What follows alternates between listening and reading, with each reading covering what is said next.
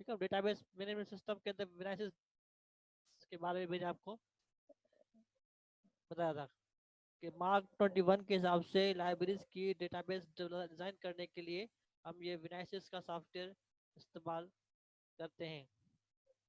ठीक है। विनाइसिस के सॉफ्टवेयर को डिजाइन करने के लिए, डेवलप करने के लिए हमारे पास ये 4 कंपोनेंट्स होते हैं कि इसकी field definition table, static worksheet, print format और फील्ड सिलेक्शन टेबल। इन 4 कंपोनेंट्स को हम कंप्लीट करके हमारे लिए अपनी डेटाबेस जो है वो एनालिसिस की तैयार करते हैं। ठीक है। अब ये मैंने आप कंप्यूटर स्क्रीन के सामने आपके सामने एक डेटाबेस खोली हुई है, इसका नाम है ISTD। ठीक है। अब इस डेटाबेस के अंदर अगर मैं आपको दिखाऊं कि इसकी FTT, इसके अंदर मैंने सारे जो मार्क 21 के टैग नंबर्स होते हैं, जो मोस्टली बिब्लियोग्राफिकल इंफॉर्मेशन को कंप्यूटराइज करने के लिए हम इस्तेमाल करते हैं, ये सारे टैग नंबर्स जो है इस फाइल्स के अंदर मैंने लिखे हुए हैं।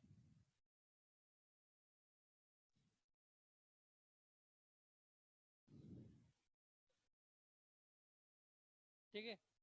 तो FTT किस तरीके से बनाते हैं ये हमने आपको फिर क्लासेस में सिखाई थी कि हम इसका टैग नंबर देते हैं, इसका नाम देते हैं, then we have to put the data type, then it's repeatability और non repeatability, then it's to car for सबफील्ड्स।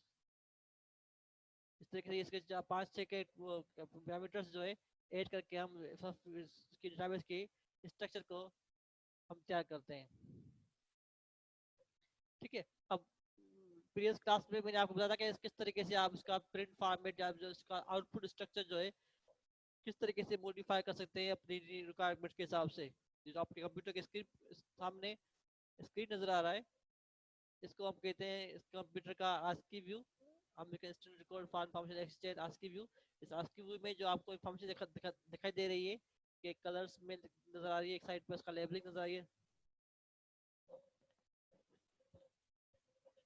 ठीक है। एक साइड पर आपको लेबल नजर आ रहे हैं, दूसरी साइड पर आपकी डेटा की वैल्यू नजर आ रही है कि जैसे ही मैं यहाँ रिकॉर्ड नेविगेशन से रिकॉर्ड्स को मूव कर रहा हूँ तो ये लेबल्स आपके सामने बिल्कुल कांस्टेंट हैं, लेकिन इनकी वैल्यूज जो है, रिकॉर्ड की वैल्यूज, इंफॉर्मेशन की वैल्यूज जो है आपकी इस तरीके से चेंज हो रही है। तो ये कहलाता है इसका प्रिंट आउटपुट, इसका प्रिंट व्यू कहलाता है।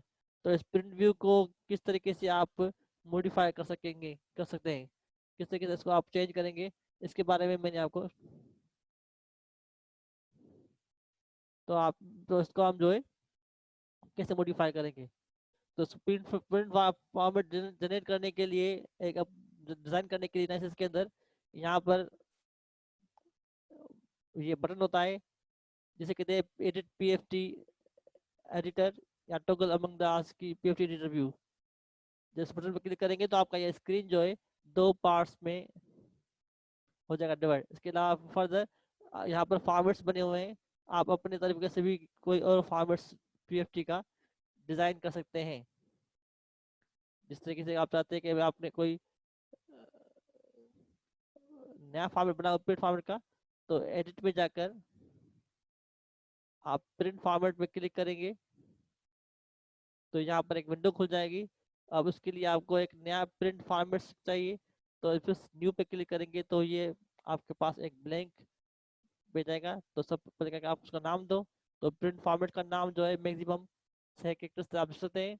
तो मैं इसका नाम देता हूँ BIBLIO। ठीक है। मैंने बिब्लियोस का नाम दे दिया फॉर्मेट का, और उसको मैंने ओके कर किया। ओके करूँगा तो ये पूछेगा कि आपको प्रिंट फॉर्मेट्स के लिए असिस्टेंट चाहिए या नहीं। ठीक है। असिस्टेंट क्या है कि ऑटोमेटिकली ये मुझे प्री डिफाइंड पहले से बने हुए फॉर्मेट्स के लिए अलाउ करेगा कि आप फॉर्मेट्स को सिलेक्ट करें। ठीक है। यहाँ से मैं प्रिंट फॉर्मेट्स को करता हूँ नो, कि मुझे असिस्टेंट नहीं चाहिए, मैं खुद ही अपनी मर्जी से इसका फॉर्मेट डिजाइन करूंगा। ठीक है। मैंने नो पे क्लिक किया तो यहाँ पर मेरे पास बिल्कुल एक ब्लैंक फॉर्मेट आ गया। तो यहाँ पर मैं फॉर्मेट्स के लिए जो भी इंस्ट्रक्शन लिखूंगा तो उस हिसाब से हमारी फॉर्मेट्स वगैरह डिजाइन हो गया, डेवलप हो जाएंगे। अब सपोज मैं चाहता हूँ कि मेरा फॉर्मेट हो जिसके अंदर आथर की जो है वैल्यू आ सके, तो मैंने लिखा value of variable fields of 100 सब फील्ड ए मैंने लिखा। लिखने के बाद मैंने इस फॉर्मेट को अब से करता हूँ सेव। ओहो,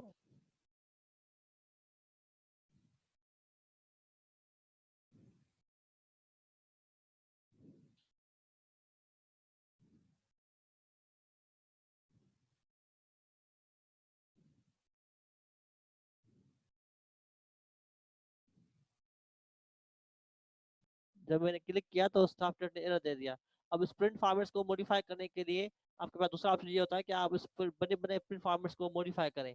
जिस तरीके से ये फॉर्मेट बना हुआ है, इस फॉर्मेट्स को मुझे अगर मॉडिफाई करना है तो मॉडिफाई करने के लिए यहाँ पर बटन दिया गया है इसका, कि आप इस स्क्रीन को दो हिस्सों में डिवाइड करें। इस पर मैंने क्लिक किया तो एक ये इसके दो पार्ट्स बन गए स्क्रीन के। ये आपका स्क्रीन जो है स्प्लिट हो गया, एक इसके ऊपर वाले आस्की व्यू के अंदर, दूसरा नीचे वाला इसका क्या कहता है पीएफटी का एडिटर। ठीक है, तो ये पीएफटी एडिटर कहता है नीचे वाला, और ऊपर वाला कहता है आस्की व्यू। अब आपने इसके पीएफटी प्रिंट फॉर्मेट्स को अपनी मर्जी से मॉडिफाई करना है, तो मॉडिफाई करने के लिए यहाँ पर आपने इसकी इंस्ट्रक्शंस लिखनी है। ये जो पहले से लिखी हुई है इसकी इंस्ट्रक्शंस कोडिंग लिखी हुई है, इन कोडिंग को मैं यहाँ से करता हूँ रिमूव।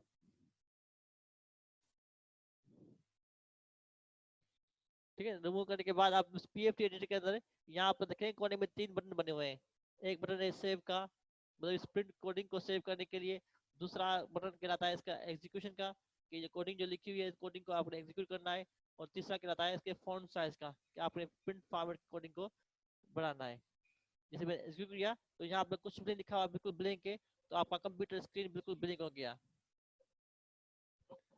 ठीक है, अब उसके हिसाब से आपने अपनी फॉर्मेट प्रेजेंट करनी है, तो फॉर्मेट बनाने के लिए ठीक है, सबसे पहले मैं अपने फोन साइज की बड़ी करता हूँ ताकि आपको मोबाइल पर कंप्यूटर स्क्रीन पर नजर आ सकें।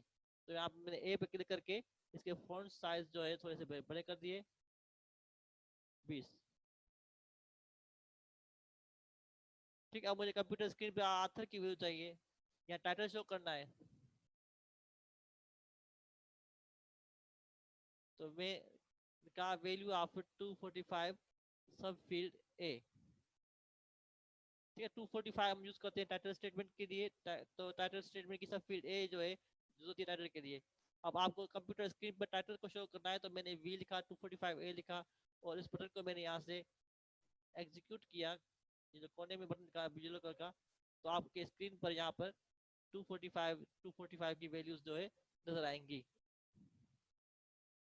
ठीक है, अब टाइटल्स जो है आपको नजर आ रहा है, लेकिन इसकी फॉन्ट साइज कम है, तो उसके फॉन्ट साइज को बड़ा करने के लिए मैसेज के अंदर कमांड यूज होती है एफ एस की, एफ एस मैंने कहा 50। ठीक है, F S for font size. जब उसको एग्जीक्यूट होगा तो आपका टाइटल जो है आपका उस फॉन्ट साइज के हिसाब से आपको नजर आएगा।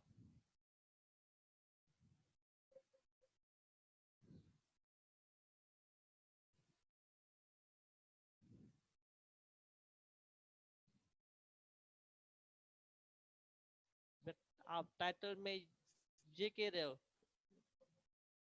साइन, ये साइन जो है डेटा एंट्री के दरमियान इंटर की गई है, कि जब आप इंटर एडिट में जाकर इसकी डेटा एंट्री आप ओपन करेंगे, तो डेटा एंट्री में रिकॉर्ड्स की वैल्यू के अंदर ही ये 245 के अंदर ये दिया गया था इंसान। तो यहाँ से अगर आप इसको रिमूव करेंगे तो आपकी वो इन्फॉर्मेशन वहां से भी हो जाएगी रिमूव। ठीक है, मैंने यहाँ से रिमूव किया, इसको सेव किया, डेटा एंट्री खत्म की, तो यहाँ से आपकी वैल्यू खत्म हो गई। ये ग्रेटर देन की साइन जो है डेटा एंट्री करते वक्त ही लगाई गई है। ये डेटा साइन जो है किसी भी टाइटल को कीवर्ड्स बनाने के लिए हम यूज करते हैं। ठीक है, तो वैसे की पीएफटी की कुछ कमांड्स हैं जो आपको हेल्प करेंगी किसी भी तरीके का फॉर्मेट्स डिजाइन करने के लिए। जिसे आपने नेक्स्ट लाइन पर यहाँ पर नीचे आथर की वैल्यू टाइप करनी है, तो नेक्स्ट लाइन पर डेटा को पुट करने के लिए, टर्मिनेट करने के लिए हम यूज करते हैं स्लैश के। जहाँ पर स्लैश लिखेंगे तो स्लैश के बाद आप जो भी वैल्यू लिखेंगे वो वैल्यू आपकी नेक्स्ट लाइन पर होगी प्रिंट। कि मैंने कहा वैल्यू ऑफ 100 ए आथर के लिए हम यूज करते हैं। तो जब मैं इसको एग्जीक्यूट करूंगा तो आपकी नेक्स्ट लाइन पर जो है आपका ये आथर होगा, प्रिंट होगा। ठीक है, आथर की वैल्यूज को, टाइटल की वैल्यू को आपने बोल्ड करना है। तो बोल्ड करने के लिए सिंपल आप कंप्यूटर स्क्रीन पर जब बी से मान लिखेंगे कामा के साथ, तो ये आपके वर्ड्स जो है बोल्ड में आपको नजर आएंगे। ठीक है, पीएफटी एडिटर के अंदर हर कमांड्स को दूसरी कमांड से सेपरेट करने के लिए बीच में कामा लगाते हैं। अगर आपने कामा नहीं लगाई, जैसे इटली करना है आपने, आपने बी के बाद आई लिख लिया और आई और बी के दरम्यान आपने कामा नहीं लगाई, तो ये आपको कहेगा कि सिंटैक्स एरर। ठीक है, फॉर्मेट सिंटैक्स एरर आपको आएगा 99, मतलब कि आपने सिंटैक्स के अंदर एरर कर दी है। तो हर कमांड को दूसरी कमांड से सेपरेट करने के लिए हम उनके दरमियान बीच में कामा लगाते हैं।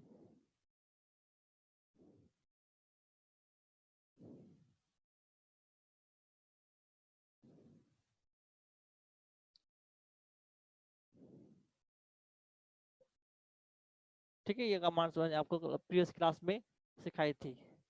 इसके अलावा विनायसिस सॉफ्टवेयर के अंदर जो है कंप्यूटर स्क्रीन पर डेटा वैल्यू के साथ साथ कोई भी किसी भी कांस्टेंट वैल्यूज प्रिंट करने के लिए हम यूज करते हैं लिटरल सिंबल्स। जैसे सपोज फॉर एग्जांपल मैंने ये एमएस वर्ड खोला, मैं चाहता हूँ कि, ठीक है, मैंने एमएस वर्ड खोला है, मैं चाहता हूँ कि मेरा आउटपुट जो है इस तरीके का हो, ऑथर लिखा हो,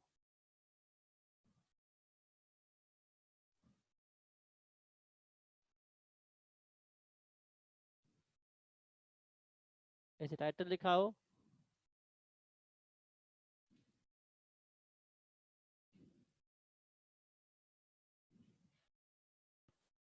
ऐसे पब्लिकेशन लिखी हुई हो,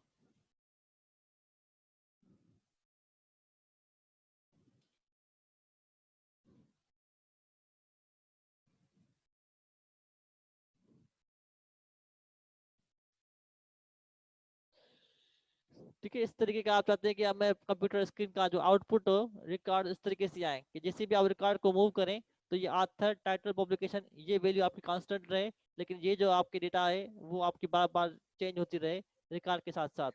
तो इस तरीके की आउटपुट को जनरेट करने के लिए इसके अंदर दो वैल्यूज हैं, एक वैल्यू कहलाती है ये वेरिएबल फील्ड्स की डेटा वैल्यू, और दूसरे कहलाते हैं ये वाले, ये कहलाती है कांस्टेंट वैल्यूज। इसको, ये कांस्टेंट वैल्यू मतलब कि रिकॉर्ड के साथ साथ जो है इनकी वैल्यूज जो है कांस्टेंट रहती है ये वैल्यू आपकी चेंज नहीं होगी। तो इस टाइप का आउटपुट जनरेट करने के लिए विनाइसिस के अंदर कमांड्स यूज होती है लिटर्स की, कि आपने लिटर्स प्रिंट करने हैं स्क्रीन के अंदर। ठीक है, मैं इसको डिलीट करता हूँ स्क्रीन को, कमांड्स को, कि जैसे यहाँ पर लिखा हुआ है पहले AUT आथर लिखा हुआ है, आथर और कॉलन लिखा हुआ है, तो लिटर्स को प्रिंट करने के लिए हम यूज करते हैं। ठीक है, मैं यहाँ लिखता हूँ ताकि स्क्रीन पर आपको नजर आए।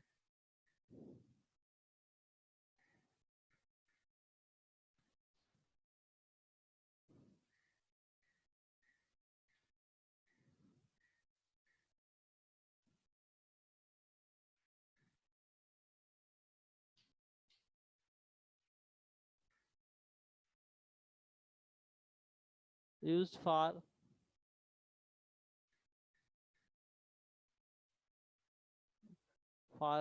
Printing unconditional contrast value. दूसरा यूज होता है पाइप साइन। ठीक है, इसको पाइप साइन कहते हैं, ये पाइप साइन भी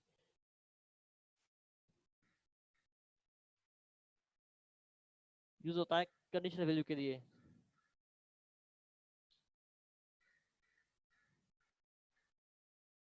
ठीक है, यूज होता है कंडीशनल वैल्यूज के लिए। और दूसरा यूज होता है सिंबल क्वेश्चन मार्क,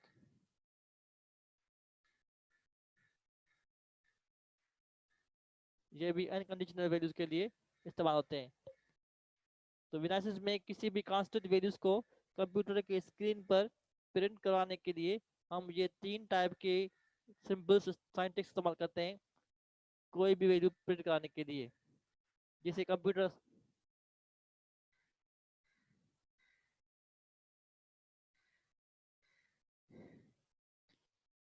बुरा तरह साहब मैंने आपको बैकअप भेजा है व्हाट्सएप पर सॉफ्टवेयर का, तो सॉफ्टवेयर के बैकअप को जो है आप अपने कंप्यूटर में इंस्टॉल करेंगे तो आपका वो आएगा।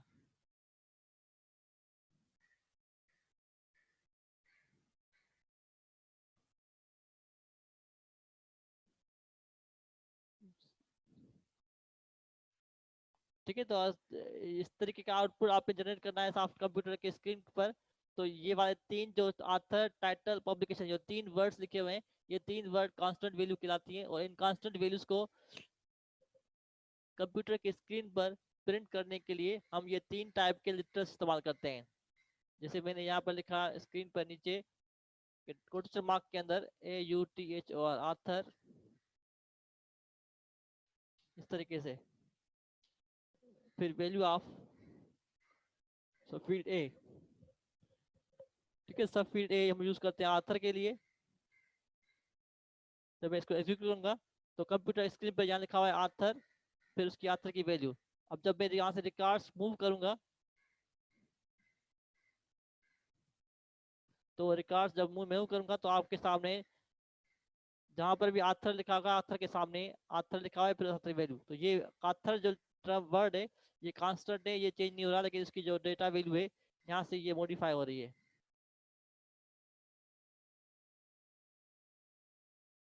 ठीक है, फिर नेक्स्ट लाइन पर आपको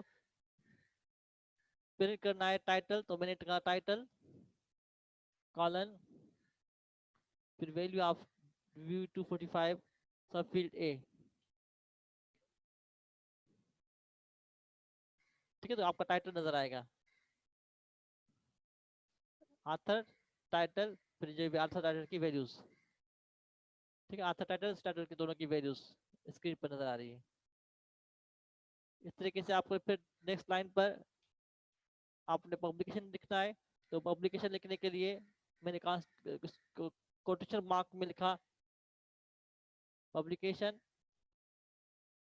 और वैल्यू ऑफ 260 सब फील्ड ए, वैल्यू ऑफ 260 सब फील्ड बी, वैल्यू ऑफ 260 सब फील्ड सी। ठीक है, 260 हम यूज करते हैं इम्प्रिंट या पब्लिकेशन के लिए, A for press, B for publisher और सी फॉर ईयर के लिए। तो आपकी थर्ड लाइन पर पब्लिकेशन की इंफॉर्मेशन जो है नजर आएगी। यहाँ से इसको एग्जीक्यूट करूंगा तो पब्लिकेशन में आपका प्लेस, पब्लिशर और ईयर, ये तीनों चीजें जो है आपके सामने स्क्रीन पर नजर आ रही हैं।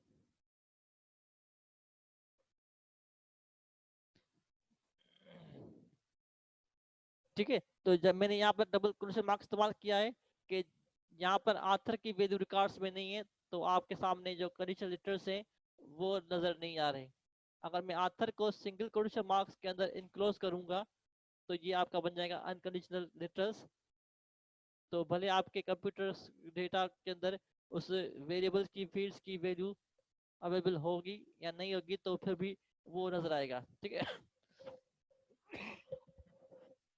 ठीक है, मैंने आथर को जो है सिंगल क्वेश्चन मार्क्स के अंदर इनक्लोज किया, तो अब यहाँ पर आथर की वैल्यू नजर नहीं, आथर की वैल्यू रिकॉर्ड में नहीं है, लेकिन यहाँ पर ये जो लेटर्स है आथर का ये आपको नजर आ रहा है। ठीक है, वैल्यू है तभी भी नजर आ रहा है, वैल्यू नहीं है तभी भी नजर आ रहा है। तो ये डिफरेंस है सिंगल क्वेश्चन मार्क का और डबल क्वेश्चन मार्क का। डबल क्वेश्चन मार्क का डिफरेंस हम तब यूज करते हैं जब हमें कंडीशनली कोई वैल्यू जो है शो करानी होती है वेरिएबल फील्ड के साथ। ठीक है ना, इसके बाद कमांड यूज होती है, मैंने क्लास बताया कि सी कलर चेंज करने के लिए। बाय डिफॉल्ट कलर ब्लैक होता है, कलर चेंज करना है तो आप कलर चेंज करके होते हैं CL और कलर का कोड नंबर, जैसे 8 मैंने लिखा तो 8 कलर का कोड जो है,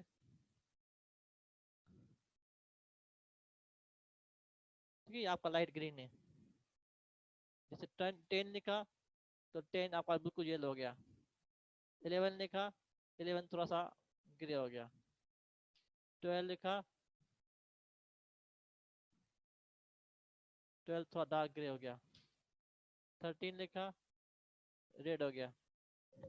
ठीक है, कलर के डिफरेंट कोड्स हैं, जो जो आप कोड लिखेंगे उस हिसाब से आपका कलर जो है आपके स्क्रीन पे आ जाएगा। तो CL इसका कलर एंड उसका नंबर। इसको अंडरलाइन करना है तो अंडरलाइन के लिए हम UL लिखते हैं, तो आपका जो टेक्स्ट है सारे आपके हो जाएंगे, अंडरलाइन हो जाएंगे।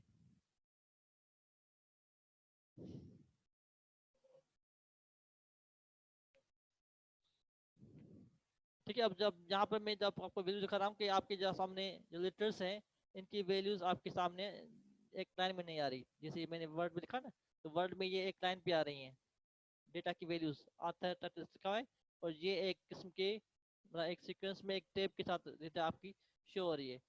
तो इन वैल्यूज को भी आपने एक ही सीक्वेंस से शो करने के लिए लाइसेंस के अंदर यूज होती है टेप कमांड, कि आपने आथर की वैल्यूज को पर्टिकुलर टेक नंबर के साथ शो करना है।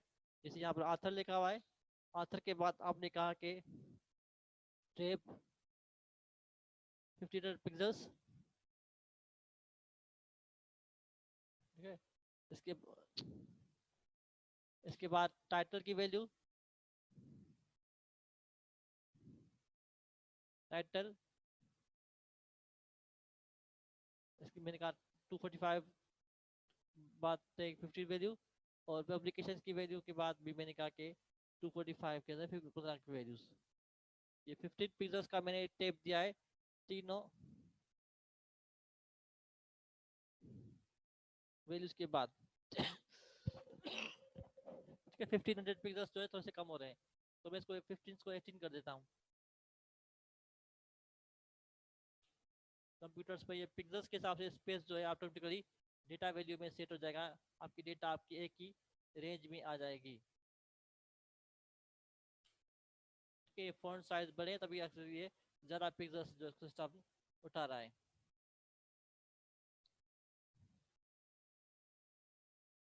1800 पिक्सल्स में भी नहीं आ रही, 2100 पिक्सल्स। ये टाइप के पिक्सल्स हैं जो डेटा को आपको एक ही सीक्वेंस में एक ही लाइन में लिखने के लिए आपको हेल्प करेंगी। तो आपकी डेटा 2100 पिक्सल्स पे भी आपका डेटा थोड़ा सा नजदीक आ रहा है, क्योंकि पब्लिकेशन के अंदर ज़्यादा टेक्स्ट लिखा हुआ है, तो मैं 2100 को 2500 करूँ।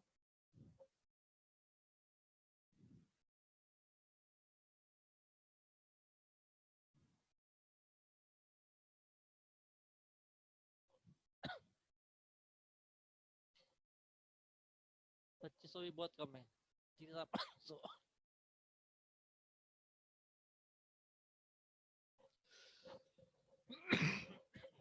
ठीक है, 3500 पर ये तीनों लाइन एक ही लाइन में डेटा आपकी तीनों एक ही लाइन में शिफ्ट हो रही है, तो सही। ठीक है, ये टेप क्या होता है कि आपकी डेटा को पर्टिकुलर पिक्सल्स पोजीशन पर लिखने के लिए हम इस्तेमाल करते हैं, कि जैसे मैंने टेप ये लिखा टेप 3500, तो ये आपकी डेटा जितनी भी है वो डेटा आपकी एक ही लाइन में एक ही सीक्वेंस में प्रिंट होगी। इससे टेप पोजीशन के हिसाब से।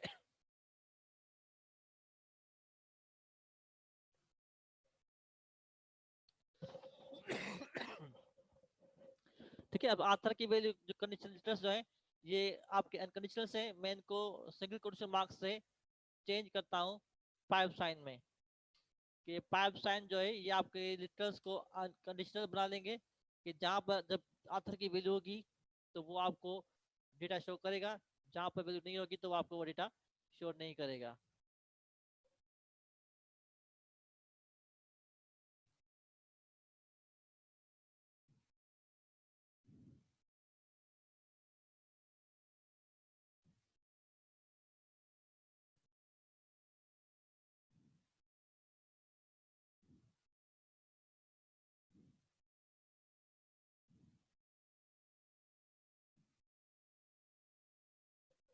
ठीक है, आथर के वैल्यू के बाद जो मैंने यहाँ पर टेब लिखा हुआ है, तो ये पाइप साइन इस